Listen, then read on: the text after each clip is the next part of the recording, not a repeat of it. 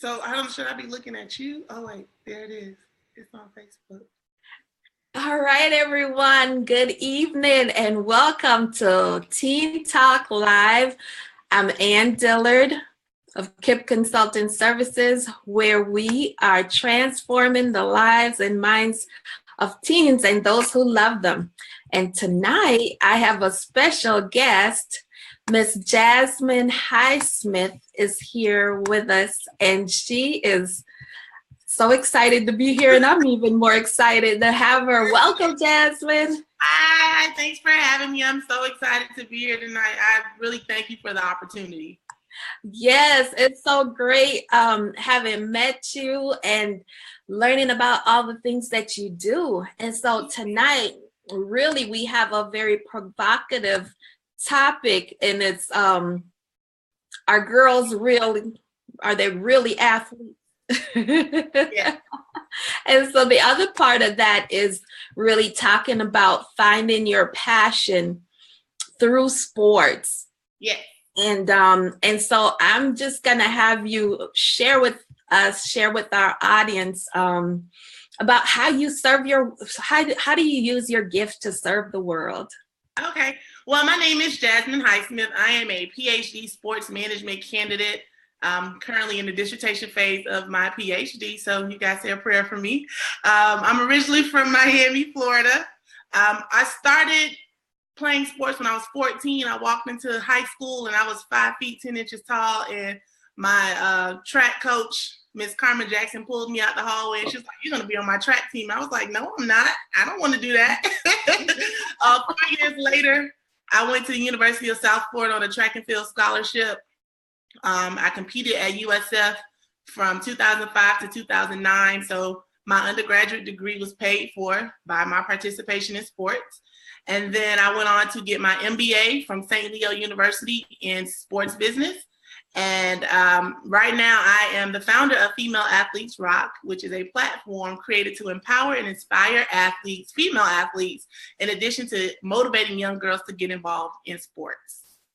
Wow, that is quite an extensive resume. Oh my goodness. So, Jazmine, I'm just gonna ask you a few questions, and you jump in and tell me how much you want me to know and how much you want our audience to know. Okay. But you said you started at 14. Yes. Usually 14 is kind of, I don't know, I could be wrong, but 14 is kind of older. Yeah, it's a late development. My mom, I would consider my mom to be a girly girl. My mom she made me dance and cheer from the age of 3 all the way up until I got ready to go to high school. And I got to high school and I sprouted up overnight. I got so tall and, everybody wanted me to play sports. And I'm like, that's not really my thing. I don't play sports. But I've always loved sports. So I was a football fan, but I just never played sports. And then when I was 14, my high school coach was like, "You need to be on my track team." I'm like, mm-mm. She even called my mom. I left my track bag home the very first week because I wasn't going. I had made up. So you did that on purpose. Yeah, that I wasn't going. And my coach called my mom, and my mom made sure I was there. And then since that day, it stuck to me. I found something that I liked and that I enjoyed doing.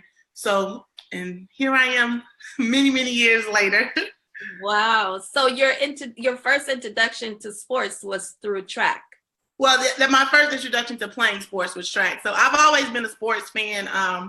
My dad played football, and my stepdad kept me around sports and stuff like that. So I've always been around sports. I just never got the opportunity to play until I got to high school. Oh, that is incredible. So tell me about what it was like participating as a girl. Now you're going from your mom being a girly girl, mm-hmm. You liking sports, but you've always been in dance and the girly girl stuff. And now you are playing sports at this critical developmental stage of your life. Right. What was that like? Okay, so at 14, there's this, I don't know, all kids go through it. There's like this stage where you're like trying to find yourself at the age of 14. And I'm entering high school. It's my first year of high school. You just want to be in with the in crowd. You want to do all the cool things. And I was like, I don't want to play sports, and I had to lift weights. I don't want to lift weights. I don't want to do any of that. And so it really, it opened me up as a person, because I wasn't shy, but I think it gave me more confidence than I already had to compete, because I ended up hanging around a lot of people, a lot of the older kids that were older than me, and being exposed to different track meets and different athletes throughout the state of Florida. It just gave me more confidence and made me feel better about myself at that age, where you're trying to fit in, where most kids at 14, they get into high school and they just get completely lost in transition. Wow. That sounds like it was really grounding for you. Yes, it was. Because in addition to that, now became this responsibility, like, okay, I need to keep my grades up. And if I want to play sports, and once I realized that, I could go to college from this for free, and I'm like, okay, I like this idea. I've worked in the schools for over 20 years, and what I've noticed, and I think there's some research to back it up, is that children who participate in sports typically get better grades. Yes. And so, I was never a sports person. I never participated in sports. It was so funny because this is gonna date me. I grew up in the church, and back when we grew up in the church, we didn't wear pants, we didn't wear shorts, and I took every opportunity to get a note from my pastor to say I can't wear shorts, I can't change for gym. So I sat out all of that out. Right. And I use that as an excuse, and it's something because I watch kids who are exposed to sports and playing, and I really admire their tenacity. Yes.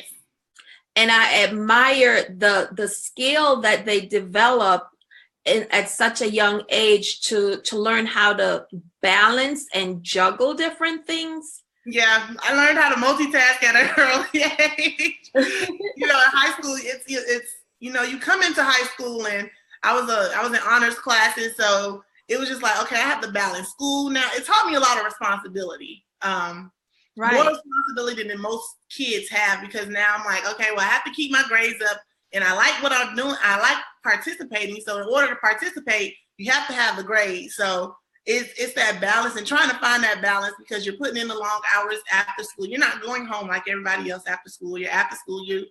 We had track meets on the weekends, so Saturdays were long. We sacrificed a lot at a very young age, and I think it just made me a better person as I got older. Wow. I have a question for you, but let me just pause to welcome our guests. And I see we have some people here. Sylvia, I'm glad you're able to join us. Welcome, Sister Sandy. And Charles, if you are here, drop me a comment, because Charles is my nephew and he is a serious athlete. So drop me a comment, Charles, if you're still here. Let me know what sports you're playing now. And I see my husband's here. Hi, baby. And Pastor Bruin said, I'm so glad you're here. Let me know if any of your children are playing sports. If you are here and you are a sports parent, or you do play sports, drop a comment in here. Let me know. Or even if you're on the replay, just drop a comment, and so we'll know who we're talking to. And take a minute to share this live with somebody else. Thank you.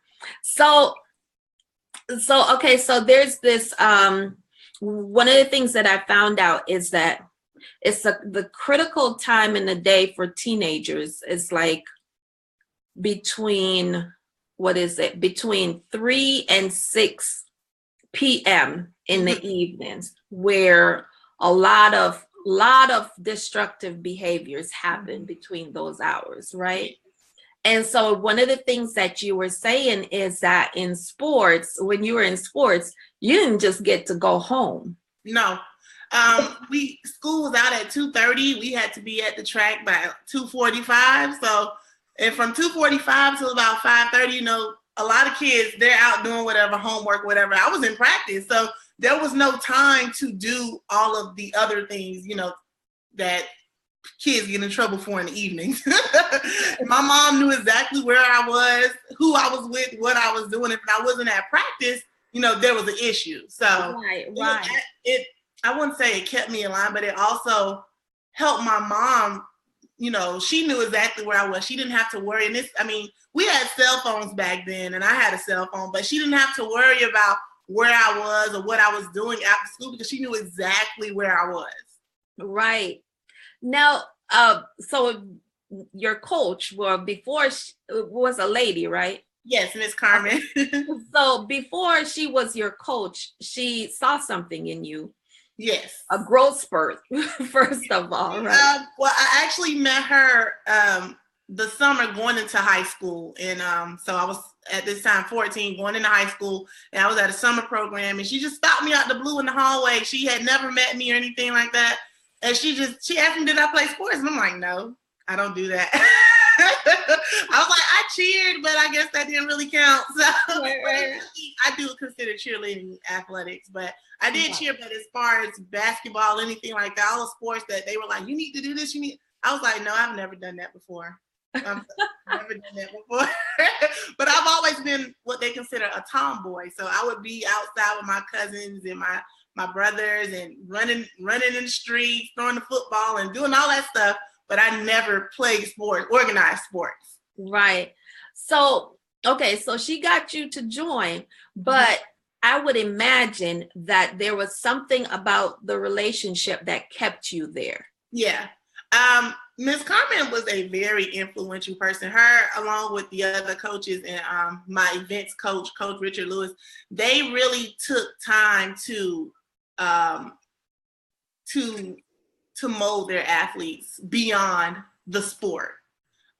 They took a lot of time and they sacrificed a lot to be with us. And I'm very, very thankful that they did, because you don't find too many people that are passionate about seeing, you know, young Black kids excel in their sport, beyond their sport. So I really, really do thank them for that opportunity. They are really, really great people. Until this day, Coach Carmen is still coaching in Miami at Miami Northwestern Senior High School, where I went. And my throws coach, he's no longer coaching, but he does still work with kids here and there. Right. Yeah. Wow. So relationship is a critical part of whatever we do. Yeah, because once your coach is someone you should be able to trust, and you know, you should be able to talk to them with no issues. And you know, she disciplined us, but at the end of the day, she was like another mother to us. Right. That is so significant. I see that Kiana has joined us. Kiana, if you're still here, tell me, what sports did you play in high school? Just drop a comment and let me know. So you got this desire and you did that all through high school, and then what? And then I went on to University of South Florida to compete. I signed a letter of intent. I got a scholarship. And for most people in my particular sport, in my event, they started at a very young age. So I know people that started throwing at maybe 7, 8 years old, 9 years old. And here I am at 14. I just started. And in 4 years, I was eligible to compete at the Division I level. So I competed at University of South Florida, and that was a huge transition for me, going from high school to college sports now. You know, I always knew I was going to go to college, but I never thought that I'd be in college as a student athlete. Free. Yes, free on the house. Mom and dad didn't have to worry about anything. As a mom who has a son in college now, that sounds really good. Yeah, it's an awesome thing. And I always tell kids, even if, you know, the opportunity, no matter where the college is, what division it is, what school it is, if it's an opportunity to participate in a sport for free, do it, because college degrees cost so much. They're expensive. Yes, they are. just the opportunity to participate in college sports and then, meet so many people and travel and, things I may not have been able to do at that age. It was definitely a blessing. Wow, that is so awesome. So, okay, so you went and competed on the college level for free. Yes. Say that. But then you started this amazing organization. So tell us about your organization. Okay, so Female Athletes Rock. I had this idea one day and I was like, I don't feel like female athletes get the recognition they deserve. And I said, I just want to create a platform where female athletes can share their stories, because unlike male athletes, female athletes, unless you're pretty well known, unless you're the Serena Williams or whoever you may be, your story doesn't get told. And so with Female Athletes Rock, I was able to start featuring athletes and just telling their stories of overcoming adversity and how they, how sports has really, opened up doors for them. Because you play sports, but outside of sports, a lot of us don't go pro. A lot of us aren't going to be professional athletes. So there has to be something else that sports has done for you. Like for me, I always say that sports made me a leader. I'm a natural leader, but sports just pulled that leadership ability out of me. Right. And I can jump in and lead and do stuff like that. So for sports really brings out a lot of different qualities in a lot of different people.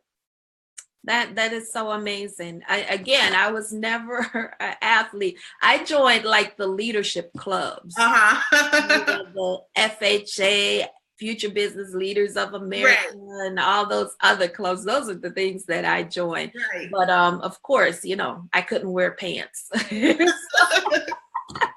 So I didn't do any sports. Right.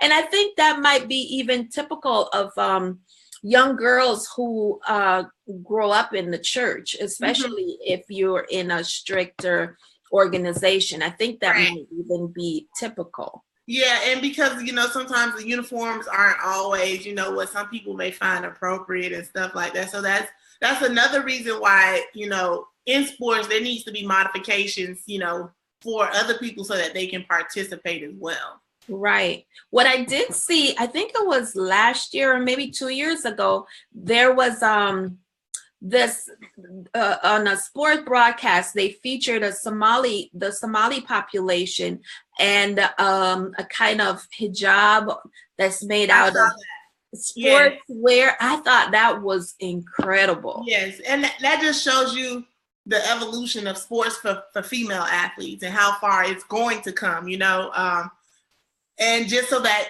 it gives everybody the opportunity to participate. So no one is feeling left out or, I can't participate because, A, B, and C. But now we have these measures coming into place and everybody is able to participate. Right. So how else do you work with young people and female athletes? And are they limited just to the area where you live, or tell me how does that work? Well, so I'm in Houston right now, and in Houston, I try to reach out to a lot of different coaches and get involved. Like not last year, it's almost last year. For February, I had a program to empower female athletes, young female athletes, because I feel like at that critical age, there needs to be some sort of empowerment. I mean, and they can get it from anywhere, but I feel like from what I'm doing and what I know and what I've gone through, I can provide that empowerment for them. And so I held a program here this past February. I'm looking to hold one next year. I haven't really put into a whole lot of details, but I am going to hold a program next year in 2018. And I feature athletes on my website, and I blog inspirational blogs, and just really trying to reach the kids because they're on social media. So that's where I'm at, on social media, trying to reach them and putting out positive things that they can see. Because social media is tainted with so many negative influence, and everybody has access to social media. You can't really shut down social media. So I'm just putting my content out there so, it can be empowering, inspiring. Maybe if they come across it, it'll be something that they will be empowered by.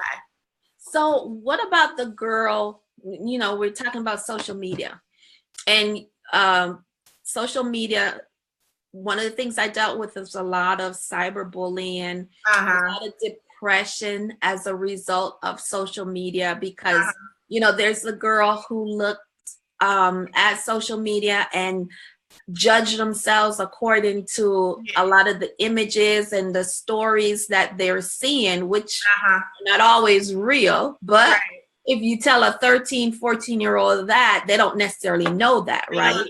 Right. So what would you say to the girl who's looking at social media and comparing herself? I always tell people comparison is the tactic of the enemy, It just really, it makes you see things that you're not, makes you want to become someone you're not. We're all made in God's perfect image. So for us to look at social media and compare our lives to someone else, that's like I'm being ungrateful. I'm not thankful for what I already have. I mean, it's okay to say, well, I want to lose weight or whatever the case is, and that's fine.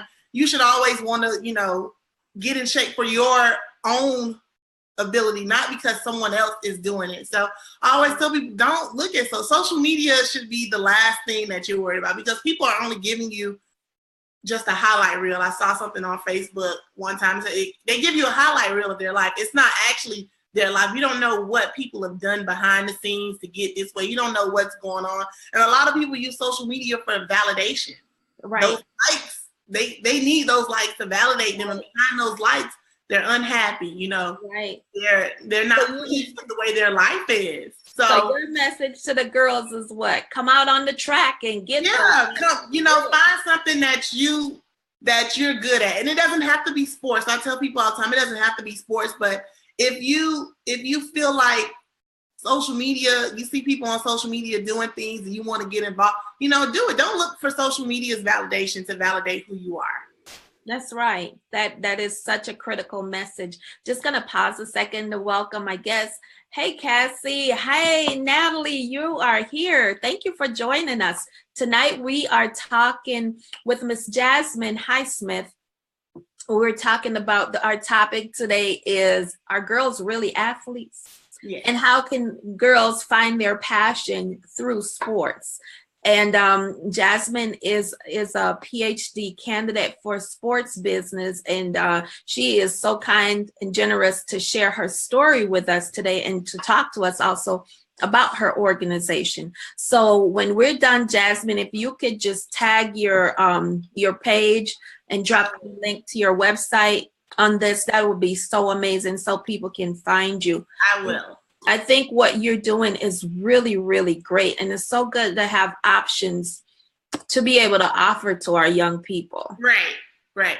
And I know it's for female athletes, but I just want to reach girls, period. Not everybody's going to be an athlete. I understand that. Sports is not for everybody, but if you like sports and you don't see yourself as an athlete, there are ways you can get involved in sports without competing in sports. And just to empower girls, period. Because I know what sports did for me. And even if you're not the best athlete in the world or, anything like that, your participation in sports can still, boost your confidence.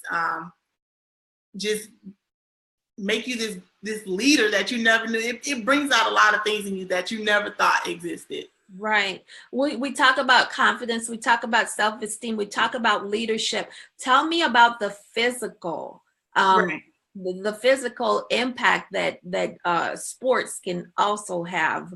Yeah.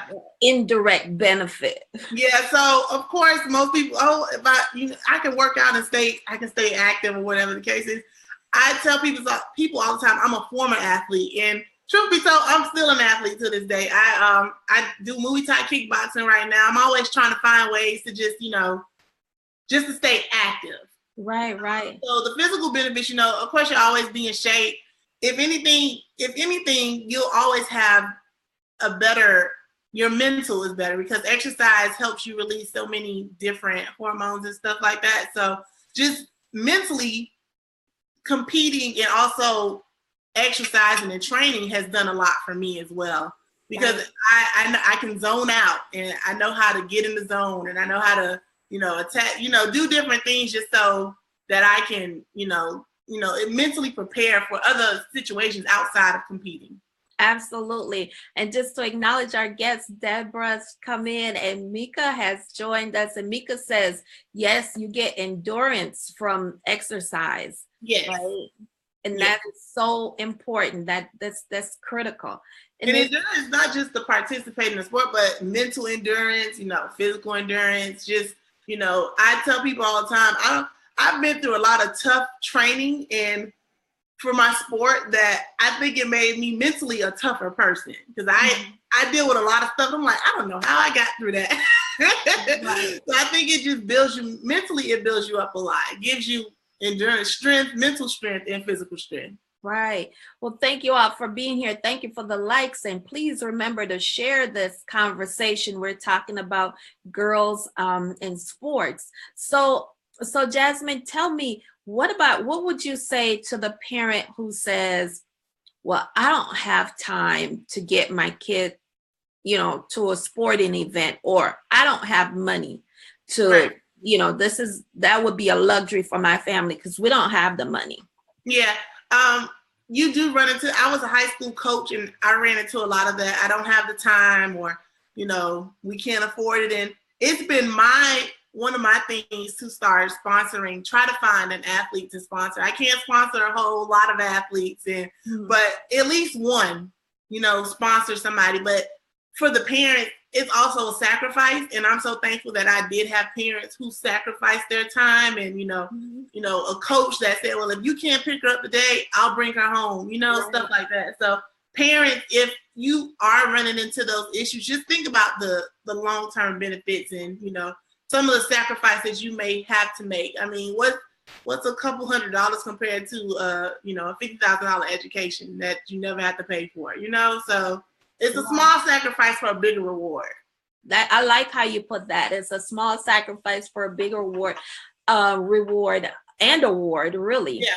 One of the school districts that I worked in also had a program because I think it was a Title I district, meaning that there was a high number of free and reduced students in the district.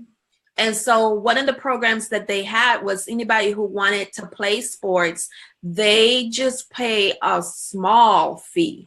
Right. I think it was like $20. Right. And that's good. And that enabled them to participate in sports. That, right. I mean, that was a huge benefit. And I know that sometimes there were some families who, didn't seem like they could afford that $20. Right. And sometimes they got waivers and things like that, especially if the child wanted this really badly. It's that's why we need Parks and Recreation and the YMCA and the Boys and Girls Club. We need all of those organizations because that's how they're going to provide those sports to our inner city kids. Right. And a lot of us don't really have too many options in the inner city. I went to high school in the inner city, Miami Northwestern. We actually, our football team just won the state championship this past weekend. Congratulations. So we are located in the inner city, and for a lot of kids in the inner city, sports is our only outlet. Some kids will never get the opportunity to go to college if it's not for sports. And I know some districts, they see sports as a luxury, they take sports away, they don't put all the money into it, but in the long run, you're only hurting the children. That's so true. You're not hurting anybody else, you're hurting the kids because sports has kept me and along with a lot of my friends out of so much trouble, gang violence, teenage pregnancy, stuff like that. So you're only taking away from the kids, and then we complain about the kids being so bad and, they don't listen, they don't do this, but you've taken away something that they could benefit from. And one thing that I've learned is that kids need structured activity. Yes.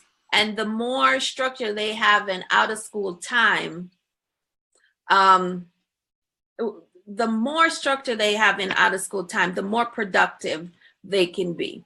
Yes. Mm-hmm. And Mika said, isn't that strategic though? And I think she's talking about not having, Mika, just say a little more about that. Are you talking about not having access or not not having access in the inner city. Let me know what you're talking about being strategic. One of the things that I do like about when kids, young people, teens are involved in sport and activity is that it helps their mental state of mind. So as a therapist in and I was in the middle school, high school, one of the things I recommended for them, and sometimes use it as an intervention for their treatment plan, is to get them signed up in a sport. Right. Because again, you're releasing the good chemicals that's countering the depression and all the depressive feelings and all those other things that's going on. And so part of their therapeutic intervention was to join a sport. Right. I think that's a good idea because, again, between the middle school and high school age, you're finding yourself. You're really trying to become this person, fighting to become this person you're supposed to be. And some kids have a hard time making friends. Sports, if you're part of a team, I mean, you have friends. You become a part of something. It makes you feel like you belong. And I had amazing teammates, and just me being able to go up and speak to people, that's something I probably would have never been able to do had I not been involved in sports, because I've been exposed to so many different people throughout my participation. It's easy for me to talk to people. I'm not shying away, oh my God, I'm scared or anything like that. So again, sports has a number of benefits other than the physical that teens, I think, could benefit from, or children, period. Absolutely. Thank you all for all the likes. And so, Mika's saying, yes, isn't it strategic that it's set up so that there's limited access in the inner cities? Yeah. And, that, part of me believe that. And they take a lot of our resources as a way to keep us down and, keep the inner city in one area. That's why it's important for people to go out and mentor. Right. And give back. You don't have to give a whole lot, but your time at least, just so that these kids, have, because a lot of them don't have people to look up to. They've never seen people come from where they are and, doing other things outside of just playing the sport. Because again, the sport is it's there to develop you. I believe that your sport is on your participation in sports will ultimately lead you to what you're passionate about. Right. That's just a step ladder to the next level of your life. Exactly, because you're increasing your physical ability, you're increasing your endurance, you're increasing your mental and emotional capacity. And, of course, if all of those things are clear, you're boosting your confidence and your self-esteem. It seemed like that could really catapult you to a more clear and concise path in your life. Yes. And I'm gonna go back to Mika's her comment and play a little devil's advocate. Having worked in the inner city and having helped to develop programs for teens, one of the things that I know to be true is that if there's not a lot of participation, those programs get cut. Yeah. Real fast. Yeah. And that's the participation thing is another one. But then you have parents, I got to go home and watch my siblings. What am I supposed to do? I've had athletes they were the babysitters. Yeah. They didn't stay after school. They had to be home to watch the kids until mom got home. And it's unfortunate that happens, but that's how the system is designed to some way keep us down. And so we have to fight against that and, be mentors. If you see an athlete who can't, bring your siblings to the park with you. That's what I used to do. It's like, okay, they could come and sit over there and do homework. I'll have snacks for you and your siblings. Right. We have to find a way to beat all the odds. All of the roadblocks they put up in front, they're going to take the program. Okay, no problem. Let's start our own program. We don't need their funding. You know what I mean? Exactly. So, yeah. Let's counter those barriers that's in our way. And another thing that's really important too is for parents to learn how to collaborate. Because Yes. I remember when my boys were in sports, I think maybe just my oldest was in sports. One of the things that we did, well, I couldn't pick him up, but what we did was we collaborated as parents. So there were some events that he had morning events and I could drop him off or pick up his friend and drop them off. And then evening events, somebody else could pick him up and yeah, and take them home. So I'm gonna just pause for a second and welcome our new guest. I see Simone is on here and she's a sports mom all the way. And if things keep going like they are, her daughter is going to be going to college on a sports scholarship. So welcome, Simone. All right. Yes. And Mika says, amen. Yes, people who look like them being successful in other areas like business, entrepreneurship, and etc. Yes. That is so important to give back as a mentor. I agree. Yes, and she also said, yeah, we could go on and on. Mothers with multiple jobs need role models themselves. This could be, the sport community could be such a close knit, and I've seen that being in Minnesota, especially, you know, sports like hockey and in different communities, they form this close knit community. Mm-hmm. And that's so important. And Simone says, or they have no transportation to get home, which is another thing. Yeah, it's another battle we all have to deal with. But again, like you said, just coming together, you know, hey, you know, I'll pick your kid up, you know, I'll bring them home in the evenings, you know, we have to, as a community, we have to come together and decide what's important and just, you know, help people along the way. We can't just think about ourselves. A lot of people think about themselves and my kids and my family. But what about the other kids out there? You know, everybody doesn't have the same opportunity your kid may have. So if we want to be fair, we want to give everybody the same opportunity. And sometimes it's hard to reach those parents still because, you know, they're so set in their ways and they don't want to sacrifice because they feel like they're already sacrificing enough. Right. You know? Right. It's a battle, but again, it's a roadblock we can overcome. We sure can. And we have a couple more guests. Melvin Anderson has joined us. And I really, really admire Melvin and the program that he does. He does a track program.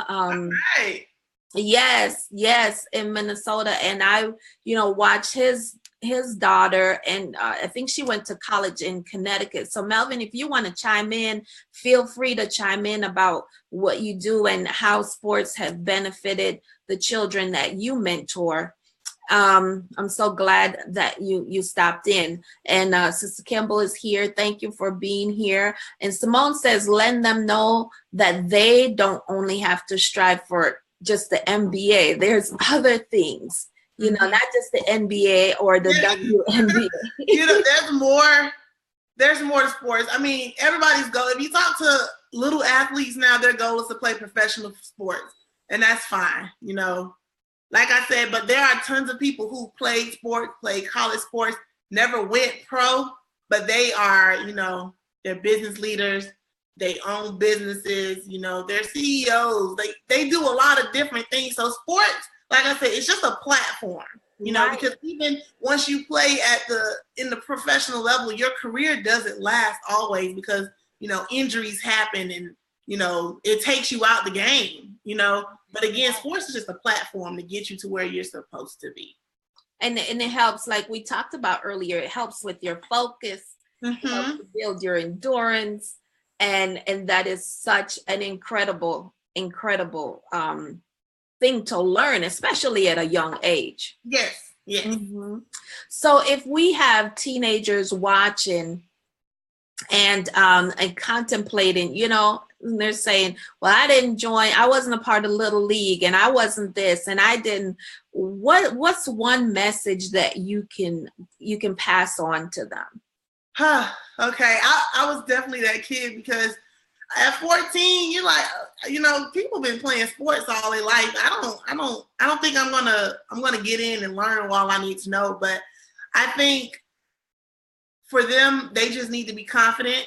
Give them give something new a try. Don't be afraid to try new things. You never know what you're good at until you try it. And whatever you try, make sure you do your best at it. Like my coach used to say, did you leave it in the circle, in the shot put circle? Did you leave it in the circle? At the end of the day, as long as you did your best, you know you did your best, no one can say anything else to you. So go for it. That's an awesome message. Welcome, Nydia. So glad you're here. And how about parents? You know, that parent, talk to that parent who's like struggling with, you know, whether it's that I don't have the resources, I need my child to be a babysitter, or, you know, I was never an athlete, so why should she think that she can be an athlete? Right. Talk to that parent about the importance of this. Yeah, I don't think parents realize how much influence they have on their children's decisions and how much negativity they speak into the children can affect them in the long run. You never know what you're holding your child back from, you know, by keeping them from playing sports or from whatever activity, not just sports, any activity. Let them do it. Because you didn't do it should not be the reason why they can't do it. If you don't have the resources, a lot of people, they're so prideful. They don't want to ask for help. And I understand that. But when it comes to the kids, I feel like pride should go out the window. Right.